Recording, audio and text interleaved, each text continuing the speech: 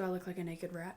As far back as I can remember, I always wanted to be a gangster. What is it that you really like to Age.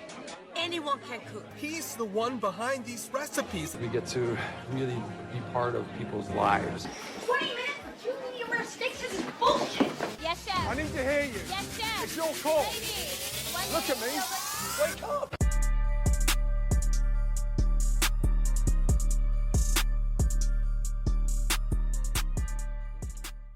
What's up, you guys? Welcome back to Dry Storage Confessionals, where the shift ends but the stories keep pouring. Y'all know the drill. Today is going to look a little bit different. It's our first solo episode. Oh, I'm a little nervous.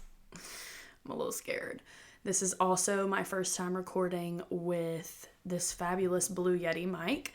I have 2 more in transit right now, so we'll still probably be using the little Rode mics from time to time. Like, I go to a lot of music festivals, and even the other day I was at Six Flags and I got some footage like asking some of the concession workers some questions. So out and about, for sure we'll hang on to those, but I'm really excited to be able to move forward with using some Blue Yetis hardwired. So be looking for just like a little change up in the setup, I guess. Next time it'll look a little bit different. We're getting a little bit more professional, moving on up. Even though I got a really good deal on my Blue Yeti mics, and them Rhodes were not cheap. We're not cheap, honey. So bear with me. I'm also listening to myself. This is the first time I've ever really done that, aside from just testing it out. That's a really unique experience. To me, it sounds like you'll be able to hear every little like movement. And I have dogs, and I might need something to drink. So I just feel like even when I'm moving right now, it's going to make a lot of ruckus. So I'm scared about that. But let's see how it goes. I thought there would be no better setting than my own little bar area here. We're right next to my kitchen. And as you can see, a little glimpse, I'm a lover of vintage.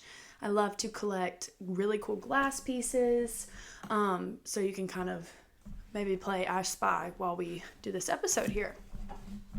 See, even me, like, switching my legs, I feel like I can hear every little thing.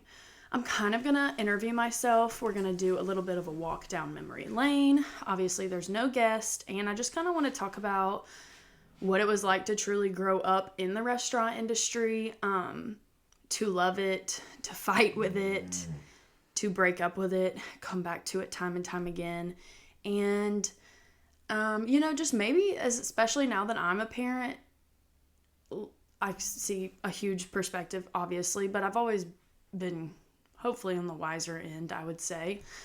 And, just want to speak on maybe how to balance it, what it's like, balancing the restaurant industry and raising good humans, what it might mean for the child and the decisions that you make, how you choose to proceed, pros and cons, and just hash it all out.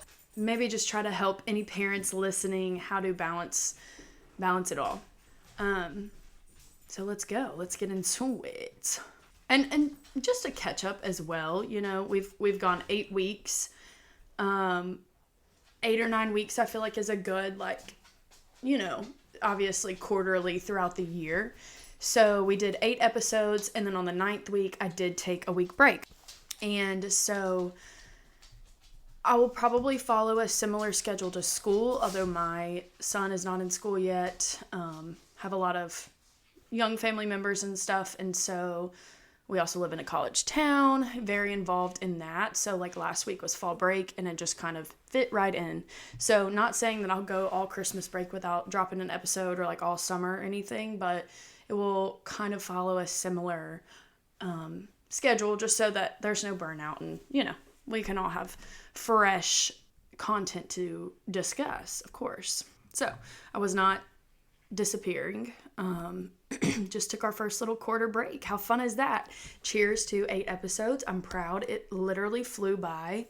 One thing I struggle with, I guess, is just like balancing it all. It is a lot of work to edit, and I feel like as soon as I'm done editing and posting on Wednesday, it's like already time to edit again, and I'm like, oh my gosh, So just really need to get ahead and batching up some episodes and stuff like that, which I was ahead an episode, but then I used that extra episode. So when I had like a cancellation or something. So, you know, just need to stay up to par and ahead of the game. All right, now let's get into it for real. Segment 1, first memory behind the bar. My earliest memory in a restaurant or bar, if I had to say, it was right next to, if you are local to Auburn, it was right next to where the downtown Taco Bell is, where there's that like skinny set of apartments. It's not too big, but it's like 4 or 5 stories up. It was right there. And I want to say like J. Smith's, but that is not right. Oh God, I'm butchering it. Anyways, I think that was first. I have a memory there, and they would do a Sunday brunch type thing, I think, or maybe just a lunch buffet. And it was an old historic house that they turned into a restaurant. And I remember there was peach cobbler, and I would get to go, you know, why ever, I don't know, but I would be up there, and I remember eating that peach cobbler, and it was so freaking good. It was perfect. And to this day, peach cobbler is one of my favorites, and I'm always looking for a peach cobbler that honestly brings me back to that moment, and I loved it so very much. And we had a little friend, my dad's boss, his son would be there, and I remember we would play, you know, after, I guess we would go to preschool. I think I was in preschool at that time, so that would have been first, yeah. And we would play out back. They had like a back kind of just like storage shed that was like the office or whatever. And I remember we would play back there.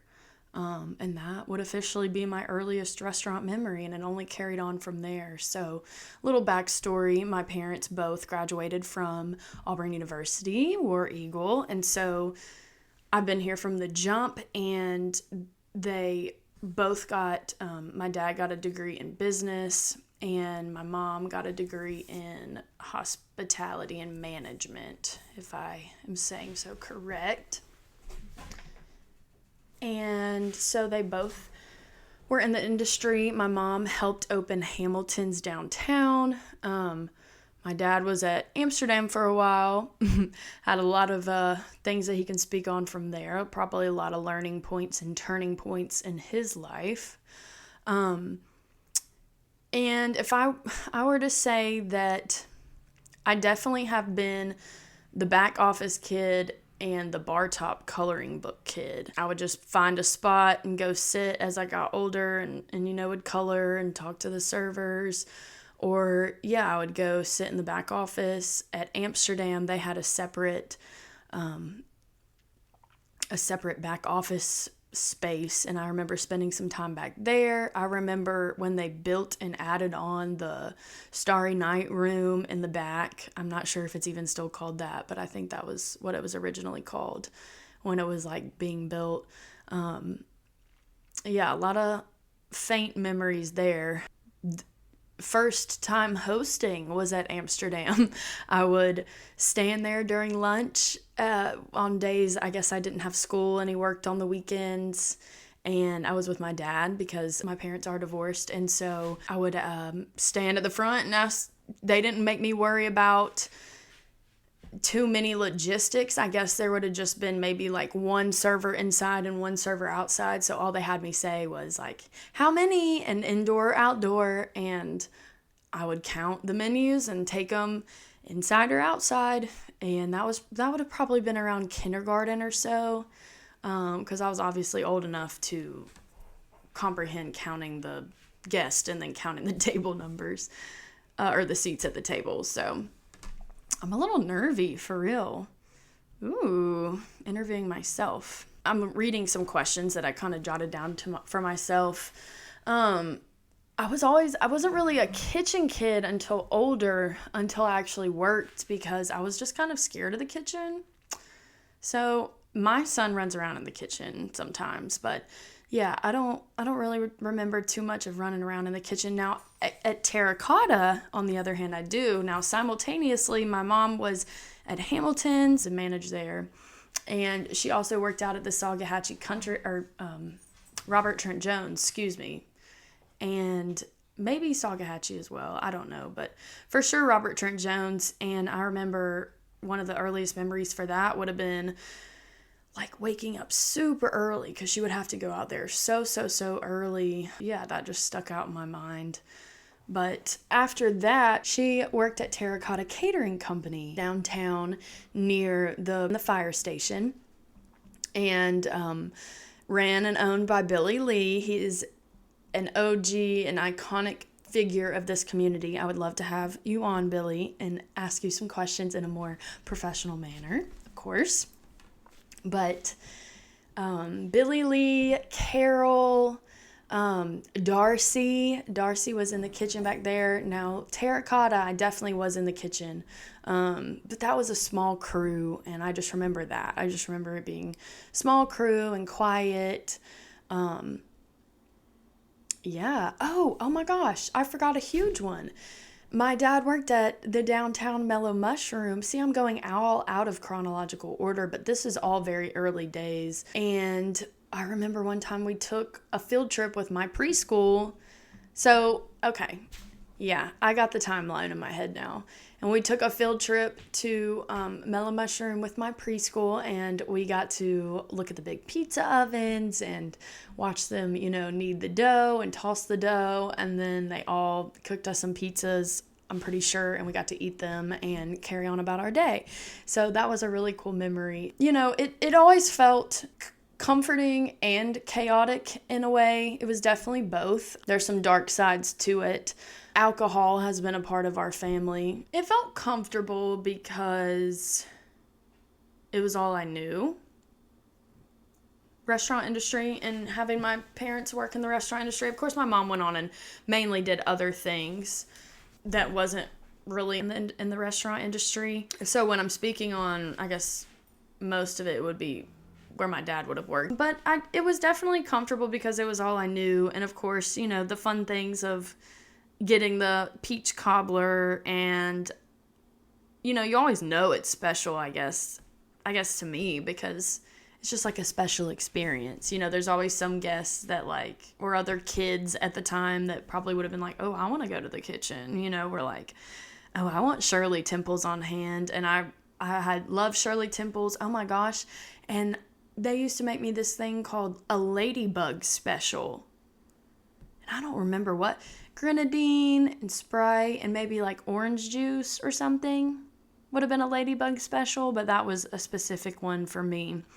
And just getting, access to bread rolls and stuff like that was definitely good, but it was also chaotic. Just like I spoke on, just those really early mornings, and then also really late nights as well. Inconsistent schedules.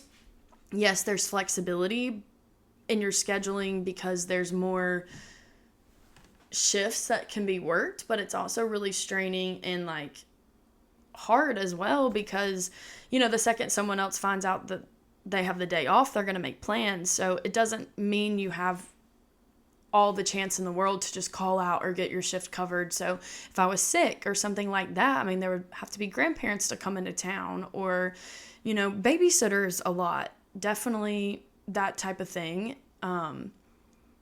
Remember, really early on, I would stay out at a family friend's house, and when my mom would work late nights, she would come and pick me up, and it was probably not that late, but to me it was pretty late, and so I had no concept of time, I guess, truly at that point. But yeah, definitely remember feeling like I was getting picked up in the middle of the night, and it was probably 11 or 12 or something. There isn't a set time and same routine every afternoon, especially that plus having separated parents. It's just always been a lot of bebopping around. It wasn't until I purchased my own home at the age of 22 where I had just one set vanity with all of my stuff. It's always been a backpack for school or work, and then another bag with all my other stuff. I didn't go back and forth between my parents' house after I graduated high school.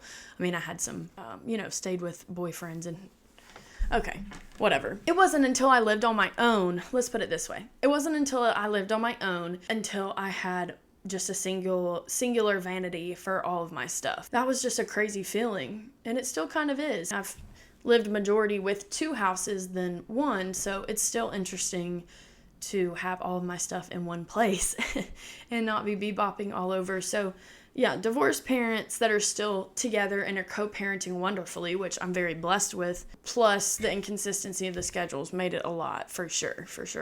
As I got older, there were the frustrations with not being home when the expected time of arrival was. So, maybe it was you're supposed to be home at 7 or whatever, and it wasn't until like 9:30.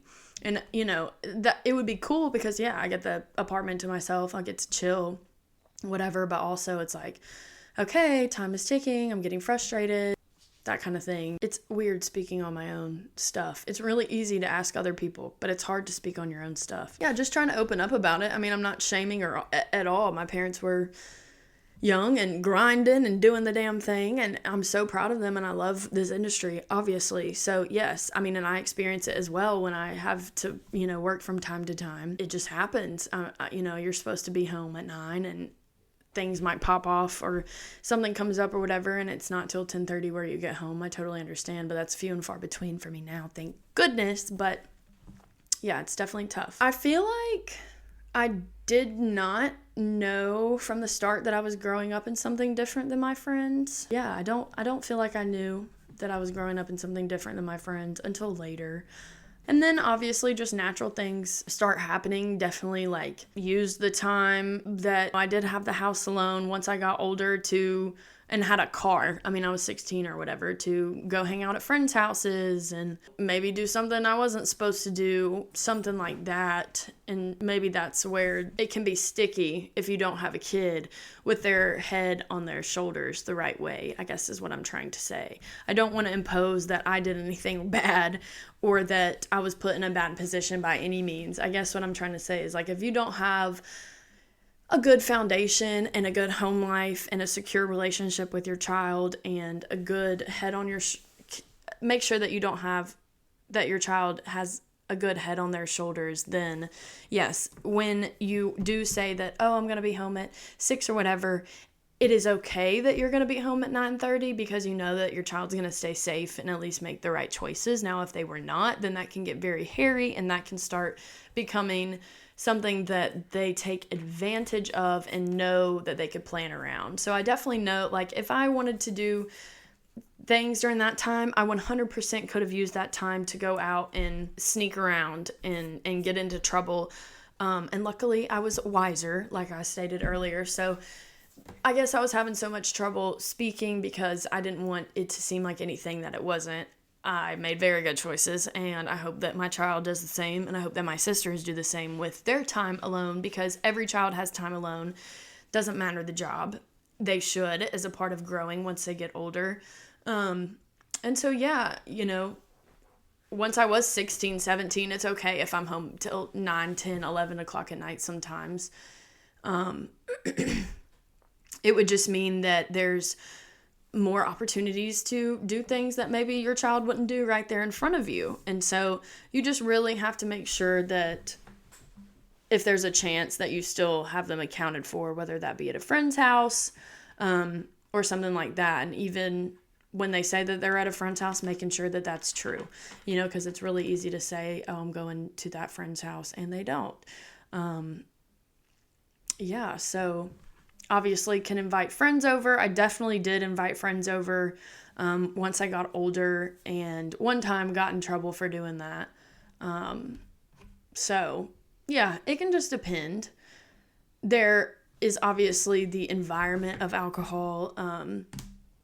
And so again, you just want to make sure that there is the right knowledge. And I feel like in my case, being around it enough to where I was not ignorant to it worked out in my benefit, because knock on wood, I've never gotten in trouble. I've never done anything crazy, detrimentally crazy, anything like that. And so, yeah, you just want to make sure that it doesn't go too far down the rabbit hole or the loophole, but you just want to make sure it doesn't go too far. But I feel like my exposure made it to where kids are either going to go ham when they get loose or they're going to be okay. And honestly, in my opinion, if you hide your child from a lot of stuff and make them sheltered, it's just probably going to make them lash out more when they do get that freedom. And so I guess my healthy exposure to the nightlife industry, the bar industry, the restaurant industry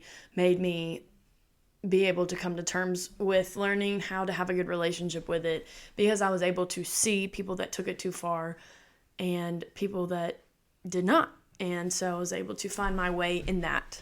We'll leave it at that. So a smell or sound that would instantly take me back, probably, this is a weird one, but like fresh, clean bar mats. Like honestly, when they're new, I just remember that rubber smell. I really like that rubber smell. Fresh pool floats, it's kind of similar with a rubber bar mat. I really enjoyed that smell. I love the bacon in the morning. That is delicious. Maybe a bad smell. I mean, a ticket machine click obviously is going to come to head. Like that's forever etched in your brain. A bad smell. One thing that I do hate about working in the restaurant industry is that luckily for us at the pub, we have upstairs bathrooms that are not typically open to the public. So we can go up there, but like always having to share a restroom with people that are actively eating sucks. Like it always smells like ass in there and it's really annoying and it's really gross. That brings me back, is having to just go. Like I have a mental block. I will not go into the bathroom if I walk in and I smell like someone had just been in there. I won't do it. No. I'm going to try to stick to the questions because I gave y'all a brief background. I feel like I wanted to walk you through it, but then I also just want to stick to the questions. And we haven't even gotten to when I started working in the industry, like legally, or getting paid, compensated. I don't know. When I was 16. Being raised in the industry probably shaped my view of work and people in a good way and a bad, predominantly a good way. Hard work. I know hard work. I know how to work hard. I know how to work fast. I know how to work diligently. So that has definitely shaped me in that way. I also know how to pick out people that don't work hard and that do cut corners and do slack off and that kind of thing. So you learn how to pick those people out. It made me see people, I feel like, maybe in more of a negative way. I try to hold on to my really good experiences because I love people, and that's why I love continuing this industry, is because I love hosting people and I love making sure that people have a good time. But unfortunately, that's hard to do. I mean, that's the reality, is that people are often dissatisfied, discontent, with a lot of stuff. I don't know. It can just be it's not a lot of stuff. It can just be one thing goes wrong and it's a really big deal. And a lot of the times it's stuff that has nothing to do with maybe the direct reflection of the restaurant or yourself or whatever. And so sometimes that's just hard to do. People are hard to please and they're really picky and they So I don't know, maybe that has put a negative taste in my mouth. The industry kid experience. I've seen a lot of adults burn out. I've seen a lot of adults crash and burn. I've seen a lot of, and this is looking back, and just all together, kid, adult. I've seen a lot of people just get consumed by being around alcohol. And that's the harsh part of the industry. It's really hard to find a restaurant that is not surrounded by copious amounts of some type of vice. And yeah, that's unfortunate, definitely. I see that a lot. I see a lot of people falling to addiction in alcohol or a drug that they pick up, or a bad habit, or just staying out late and partying, and they just get too exhausted and they can't do it. Just the late night, they will not be responsible and go home and go to bed. They will not eat before their shift. They will not still wake up in the morning and do activities. They will be sleeping till 3. I mean, sometimes you have to do that, and that's totally fine. But a lot of people crumble to it. And yeah, other than that, a lot of people move on from it. So it's hard because it's just a stepping stone for them. So it's usually one or the other. It's either, a stepping stone to till they make a certain amount of savings, or until they pay off their wedding, or stepping stone until they graduate, or a stepping stone until they move, or you're in it long time. So it's hard to find a medium. People come and they go so quickly sometimes. And that sucks because it's nice to lose somebody because they're doing a shitty job, but it's never good just to lose somebody because they were never intending on staying here forever to begin with. That's a harsh reality. Why do I keep saying adults like I'm not one? I'm 27 years old. I've seen a lot of people fall in love. I guess I'm talking about it from a kid perspective, but this has been all together. I've seen a lot of people fall in love. We've seen a lot of marriages come from it. It's really cool when people meet in the industry and they make an out of it together, whatever. Yes, and a lot of really sweet love stories, a lot of babies made, and that's wonderful. All of them, many of them become family. Like I said, obviously I'm hurt by so many people that I've made great relationships with, but they were never intending on staying, and that's really hard, and that's a harsh truth of the industry again. Shit, you work for a couple months and your family. I mean, you just experience so many heightened emotions, so much in so little time. It's just like we all talk about, on the reality shows and Love Island and stuff, like, y'all don't really know each other, but they're like, but we just go through so much and we experience so much. Or like camp counselors, y'all only work together for 6 weeks, but you come out of it feeling like family and you talk to each other for sometimes the rest of your lives. And like, when it is such an intense time, you bond, trauma bond, you money bond, you hustle bond. And yeah, it weighs more, and very quickly it's family, because you often find out everything about that person due to, scheduling and why they have to go here and why they can't make it this day, and what they're doing later on, what they did earlier in the day, why they're so tired, that kind of thing. And so you talk a lot. I mean, it's a social industry. It's a lot different than a desk job, and it's a lot deeper than a desk job. So yeah, the stakes are, or the weave is woven very, very tight, for sure. I feel like I realized that the restaurant industry was not a normal job world when I did have a job that was not in the industry. And I said, wow, it's not normal to just be able to drink on the job. And you're not supposed to, obviously. No owner wants you to, but 9 times out of 10, it happens. And like, if it doesn't happen, and for a fact that it doesn't happen at your restaurant ever, point blank, period, ever, like, let me know how it works. Because, like, say you have a teacher that, like, gets busted for having a shooter in their desk or something, like, that's a huge, huge, huge deal. And I mean, yeah, because it's kids, but even, like, a desk job, like, that's a big deal. You get fired and terminated and blacklisted and all kinds of things for any type of inebriation. And so it's just very interesting when you do step out of it, and like, you do have to make the realization and come to terms with the fact that, like, that's not normal. It's not normal to have coworkers that, go outside and have a drink. It's not, and then come right back in. It's not normal to have a backpack with a bottle in it. It's not normal to have it tucked, in the bread or something, like just all these different restaurants that I've been in and seen. Like, that's just not normal for jobs as a whole, but it is normal for that industry. And that is, I feel like, when I really separated it and was like, whew, yeah. I knew I was always, this question is, were you ever the kid at the bar doing homework doing homework or rolling silverware? I remember I loved doing the carpet vacuums, trying to think of jobs I distinctively remember helping with. Obviously wiping tables, and then yes, I don't remember who taught me how to roll silverware, but I just feel like it was kind of one of those things that like I just always knew how to do.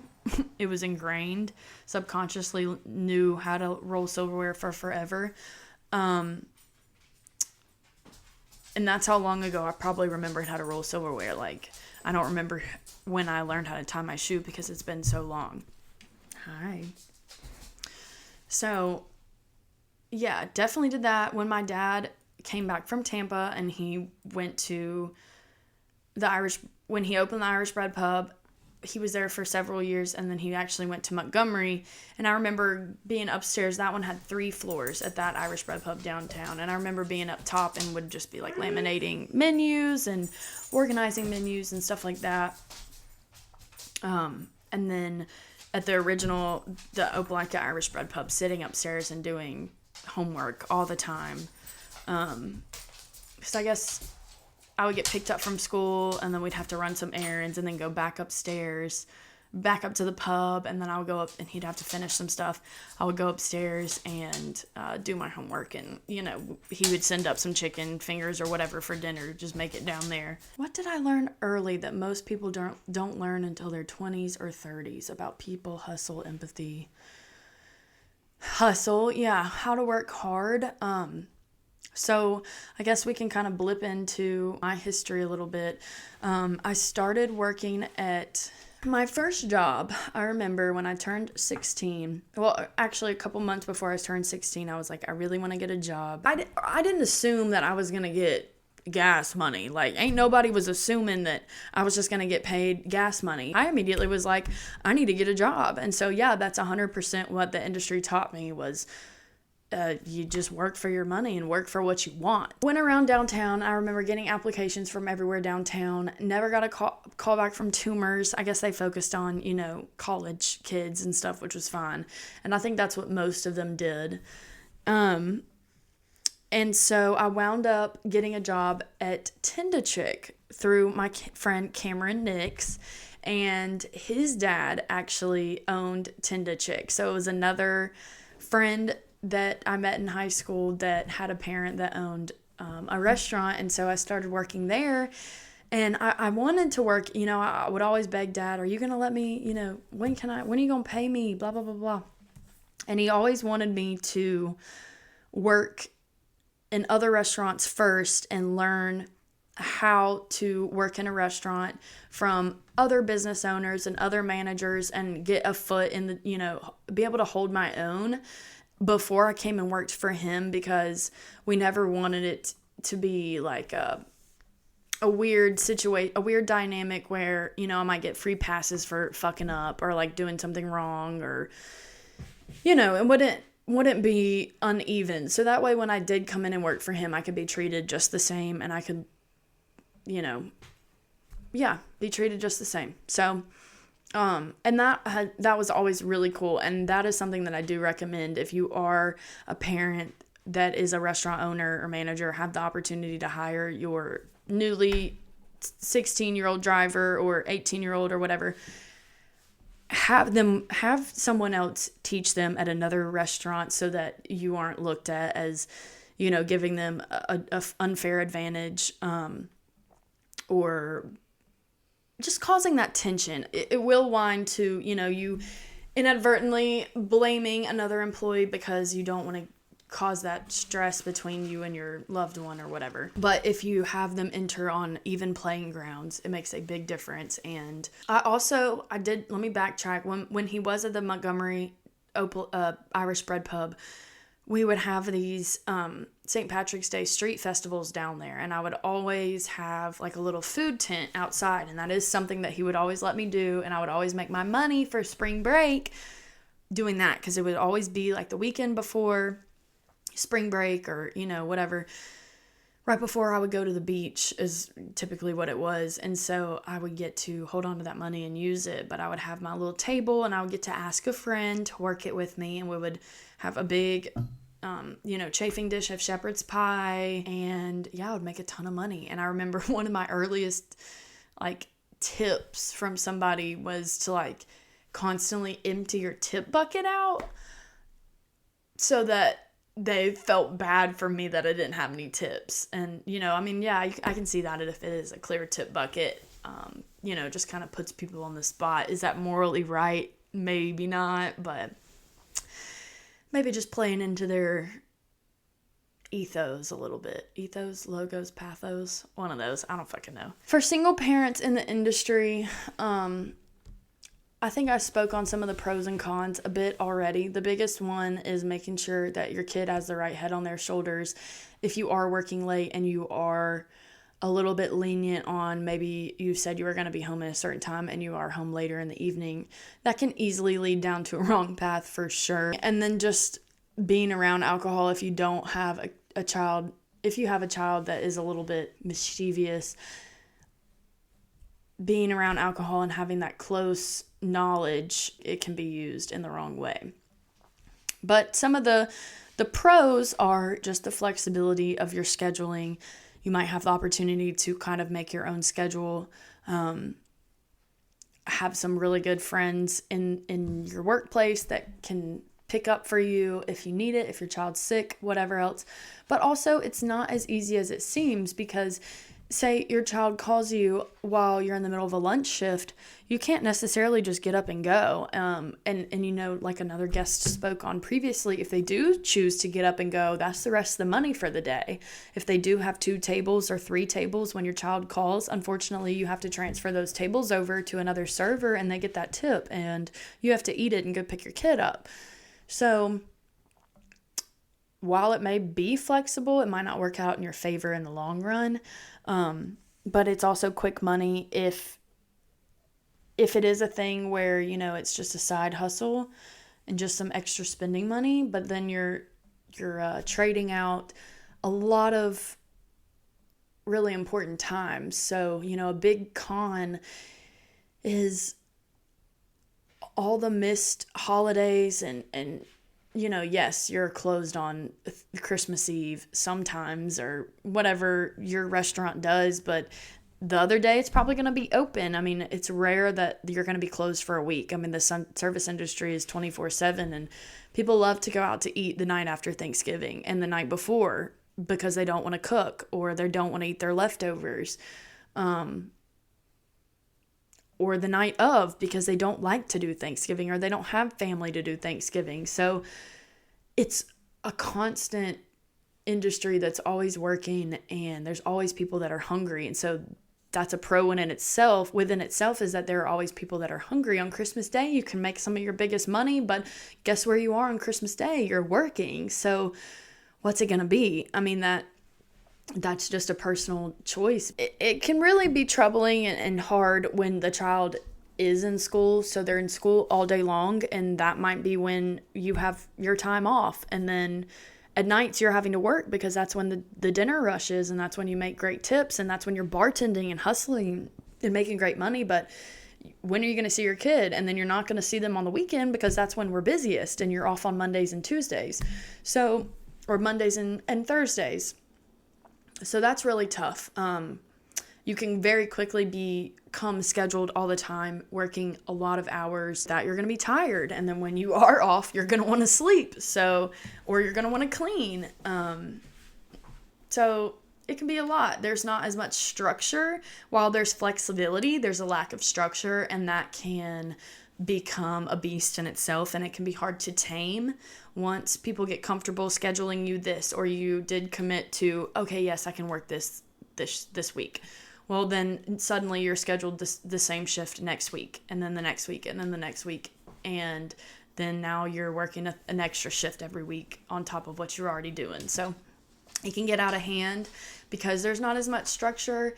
And it's really hard to plan vacations, plan stuff like that in advance where you don't have designated time off, or you don't even have the staffing in concrete enough to know that you will be able to have that time off then, or you can leave. And if you are leaving, you're not going to be able to do a weekend trip where it's fun and all the events are taking place.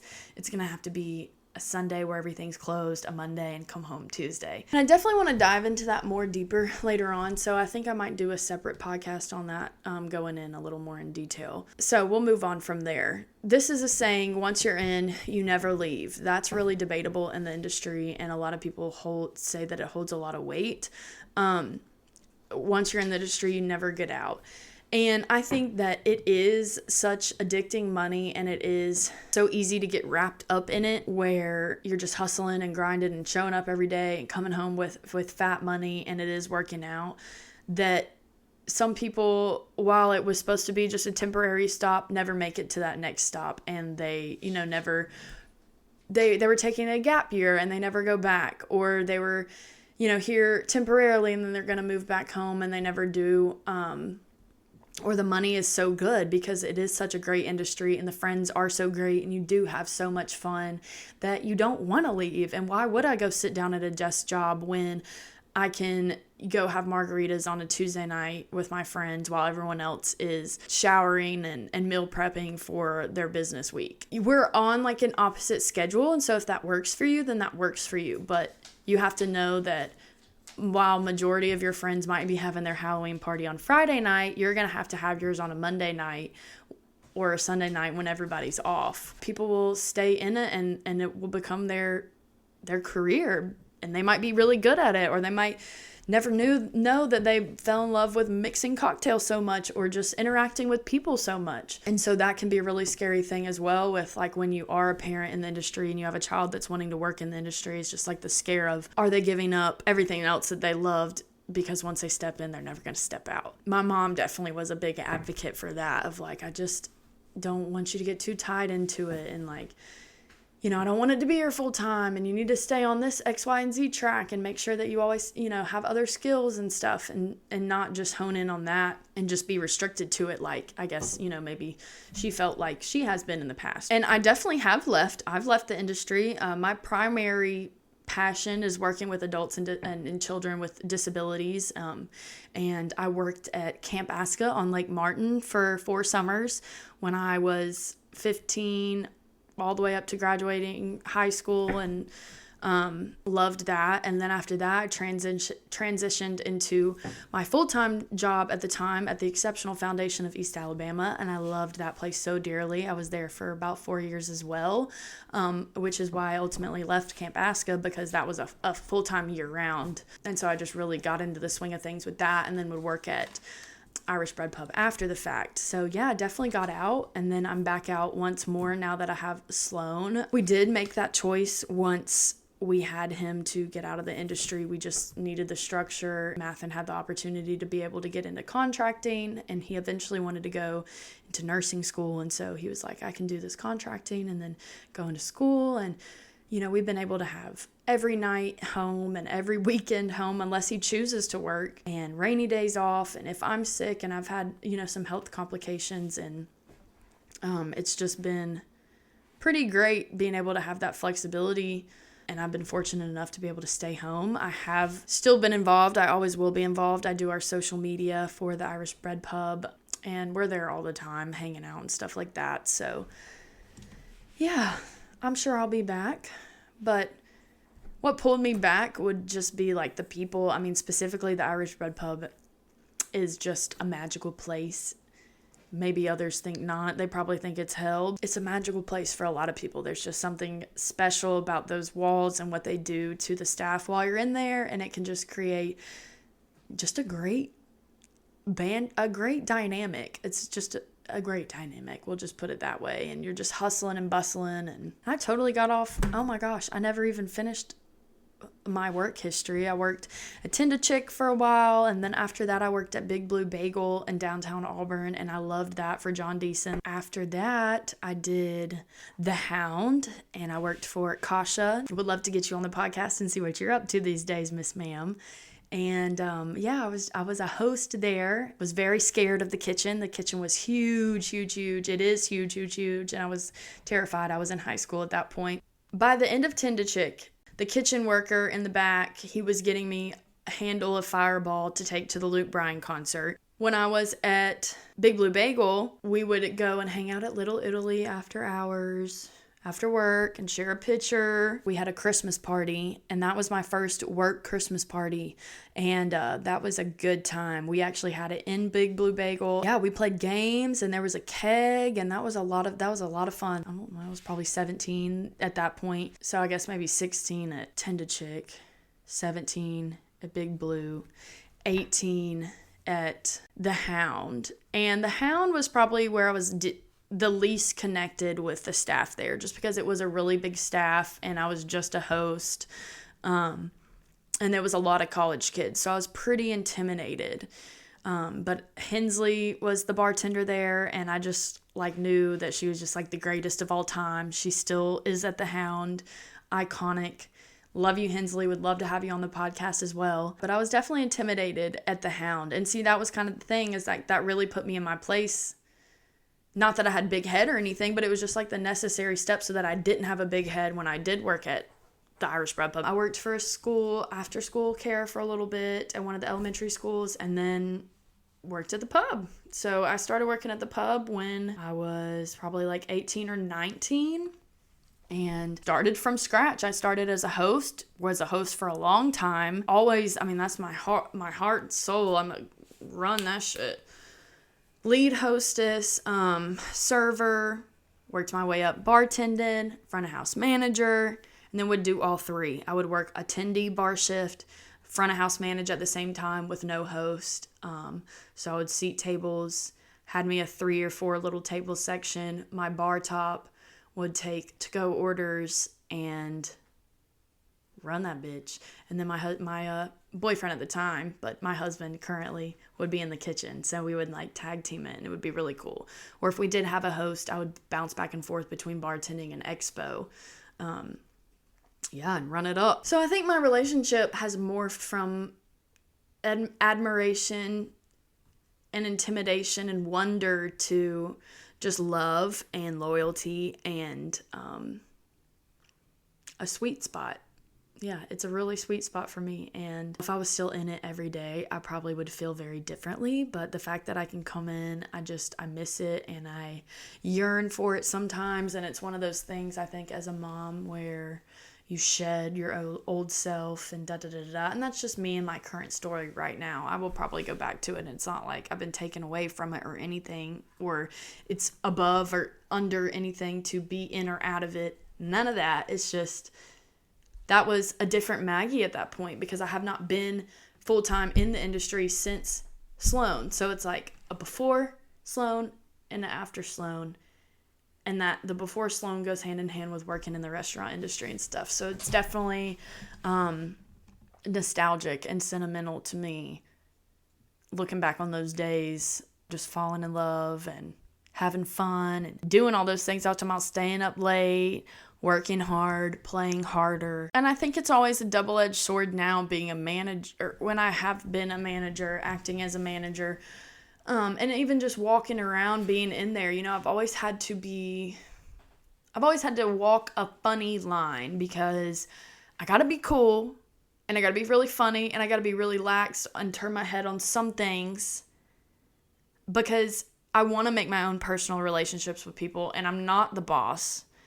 And I want them to be able to feel like they can do, be themselves around me, and vice versa, and I can be myself around them and not have to portray a certain type of thing because I'm the boss's daughter. But also, I don't want to be a bad influence, and I don't want to be a snitch, so it's always been really funny having to navigate that. I haven't agreed with rules, and I've also haven't agreed with coworkers, so I think I've done a really good job at it. I've just been authentically myself, and I'm not the owner. So, I've been able to be truthful about that. We have disagreements and we have agreements, and I get in trouble just like everybody else.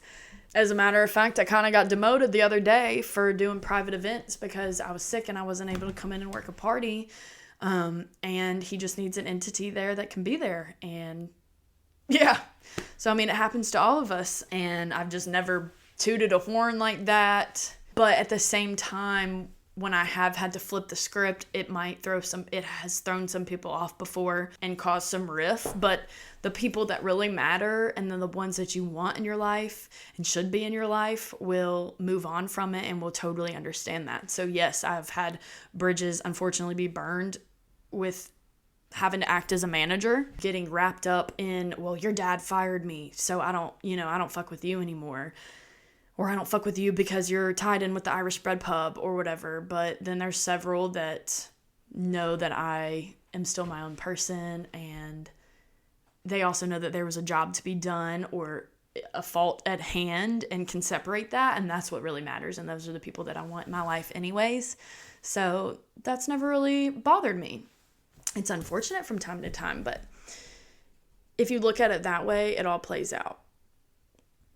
And so that's what it's like working with family members. There are a lot of benefits because you do get to use that extra time to spend with them, and learn more about them and see how they are in a professional manner and how responsible they are and how they can function under pressure and under a time of dependability. But if it's not played the right way, it can also be straining, draining, stressful. If it's not with the right person, if it's not the right dynamic, if you're not careful, it can just sour a lot of people's image of the relationship in upper management, or the relationship going on in general as a whole, you know. And that's just with any job. I mean, that's why there are some places that have HR and it's strictly not allowed, but it's hard to do in a small restaurant, in a private restaurant. And sometimes it might be hypocritical, especially, you know, if it is a married couple, oftentimes it is, that owns the restaurant. So, you know, it's funny where it's like, well, the wife and the husband own the restaurant and they work together. It would be kind of funny to be in that situation but not allow it. But I do understand corporate and stuff like that, but we're not in corporate, so that's fine. I've actually never worked for a real corporate. All of those have been locally owned, and I'm proud to work and support for locally owned restaurants. The boundaries, wish I'd drawn sooner. I love my history in the restaurant, so I don't wish that I'd drawn boundaries on not working in it, because I'm so glad that I did work in it. But I do wonder what I would have done had I had a boundary drawn up where I just was never going to be employed in an industry or by my dad in the restaurant industry. Who knows? But I wanted to, so I did. And so there are not many boundaries that I wish I would have drawn sooner. I also have a successful relationship and marriage from it. So as far as I'm concerned, I think I did draw all the appropriate boundaries, and Mathen and I were able to separate it and know also when it was time to get out of it and not work together. If we still did it, would we still be making it? I don't know, because the involvement of being around alcohol and all that, like it's not going to lead to great places for many. I can promise you that, unless, you know, you become somebody, one of the two has to become, it's a mutual decision to just like not drink, or I don't know, you just happen to not have any problems when you drink. I don't know. But odds are that's not going to happen. Managing friends has been hard, because although I want to separate being a manager and being a friend and know how to do that, it's not always been reciprocated, like I said. And so that's been hard to navigate and to get to that point with a lot of friends. I mean, I remember one time, one of my dearest friends, I was managing on a shift or something like that, or working, and she turned off her location and didn't come to work. And that sucked, you know? I mean, it put us in a bad spot, and at work professionally. And then it sucked because I was there and involved in it and was in a position of management where I needed to feel some type of way about it. And also, like, it was directly to me. So it's like, well, I thought, you know, come on now. Like, I thought you can tell me what's going on. So that kind of thing has been tough, but also, like, she's the right person to be in my life, so we've gotten through it and moved past it. That's just a funny memory now, but straight up hid locations, I can't even remember. I think she said she was sick or something. Her ass was in Troy. But stuff like that, whereas if I was just a friend, I would be on the other side laughing about it as well. But because I'm the one stuck at work and everything, there was definitely tension for a while. I'm sure she thought I was probably mad at her, but madder on a deeper level. And I was just like mad at the time, obviously, probably not even that mad. One time, a dear friend of mine, we're still friends, but he wanted to go home, and I was like, no, I was like, let me check your side work and stuff. And so I checked his side work, and like, he still had so much to do. He didn't do it. And I was like, you need to do this. And he blew up on me, and it was just a bad night. He was cussing at me and yelling. So I had to pull my phone out, and I was like, I'm just going to record you because I know I'm a woman. I hate even saying that. I know that I cannot force another human to do anything. Nobody can force another human to do anything. And so, fortunately, I'm just going to have to video to be able to show that I did what I could. This is what I said, and this is what I got reacted with.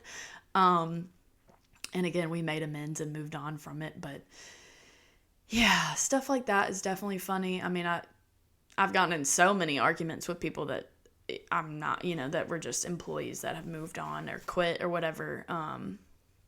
Just for petty shit. Like, hey, can you please finish up this one last thing before you go? And then it's a whole knockdown drag out. We were friends 5 seconds ago, but now it's like cussing me up left and right. Those are definitely some learning the hard way moments that we can laugh at now, I feel like. I think I want to do a part 2. Unfortunately, my child is waking up from a nap, so I have to go. But I do want to do this again. I think that was fun, and I hope you can bear with me on my choppiness. I was nervous. I'm not nervous anymore. But I want to do some server betrayal lists and some double-edged swords and just talk about some more in-depth pros and cons about growing up and maybe some more of the harsher truths. That was a good memory jogger. I've never really sat down and just really discussed the impact that it's all had. So kind of want to take a deep dive on myself and analyze that, and the next solo episode come back with some good things. Yeah, so next week we're going to have some really good interviews. I'm excited. I'm going to have a different Chad on. His name's Chad Peoples. Should have another Auburn local, Bryson Byrne. He's also a local comedian. Performs upstairs at the pub on Thursday nights. Yeah, that should be a lot of fun. So those are our next 2 lined up. I've got several more. That's another thing. I'm really, really, really organized and stuff, but this has not fit its way in yet, and I got to get better on my scheduling. So I have people lined up, but it's just all over the place, all in my head. But we're moving and grooving. This has been so fun so far. If you've got a story that you want to tell from the industry, if you've got a testimony to speak on, please shoot me a message. I would love to talk with you and have you on. Everybody has a story to share and a different perspective and point of view, a different angle. I feel like everyone has a different narrative and why they're in the service industry. I'm excited. Reach out to me. Thanks for clocking out with us, you guys. Until next time, keep your pans clean, keep your drinks strong, and keep your confessions ready, okay? We'll see y'all. Clocking out. It's Maggie with Dry Storage Confessionals.